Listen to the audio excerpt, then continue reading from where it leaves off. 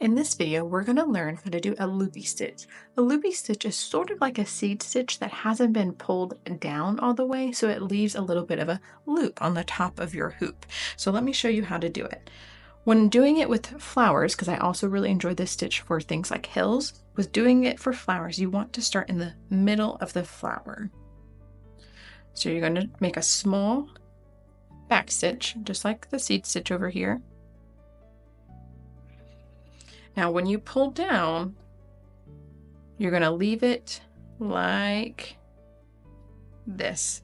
So depending on how much space you give it, it's kind of up to you. You don't want it to be so high that you can see under the stitch. It might even be a little hard to see in this video.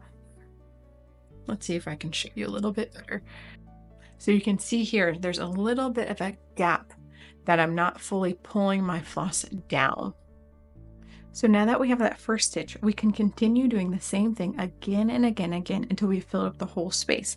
Now with the loopy stitch, I do like to try and overlap the bottom of my stitches each time. So for example, I made this first stitch here.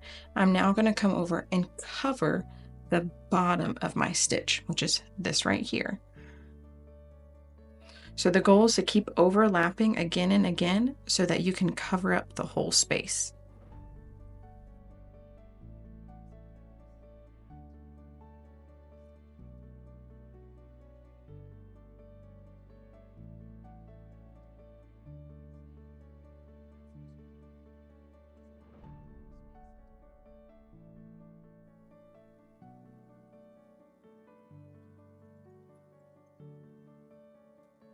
So I'm going to just continue by covering the bottom of each stitch until I've filled in the whole space. And again, not pulling down too low. If you do pull down too much, you can use your needle to pull it up just a little bit. And when it comes to flowers, I do prefer to keep the stitches a little more in line with the shape of the flower. So I don't want to come and put a needle down right here and make a straight line into it, if that makes sense. So keeping things a little more curved here on the edges will give you a nice shape for the loopy stitch.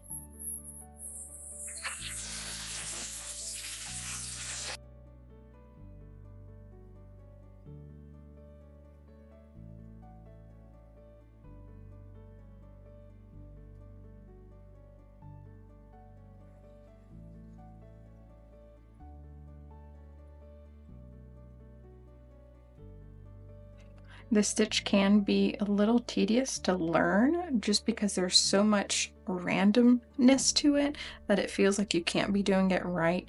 But the more you do it, the more it starts to feel a little more natural, or it might, but then by the time you finish, you're like, oh, that actually does look good.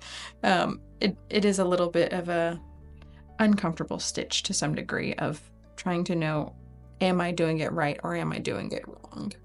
As long as the fabric is filled in and you can't see the fabric underneath, you're doing it right.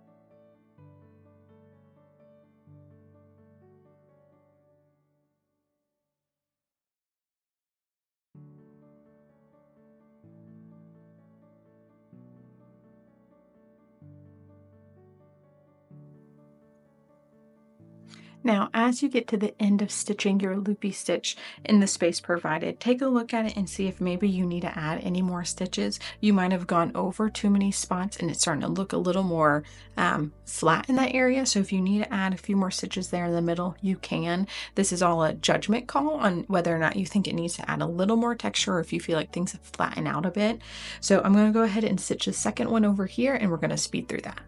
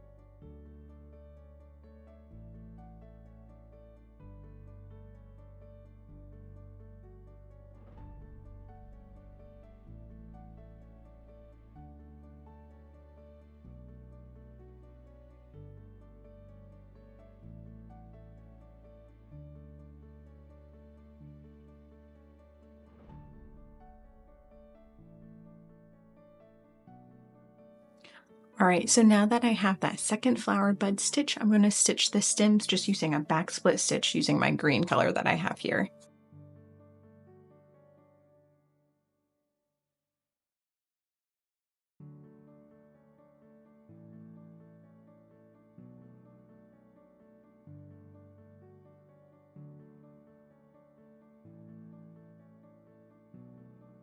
So that is how you complete a loopy stitch. If you enjoyed this video, be sure to like and subscribe for more embroidery tutorials.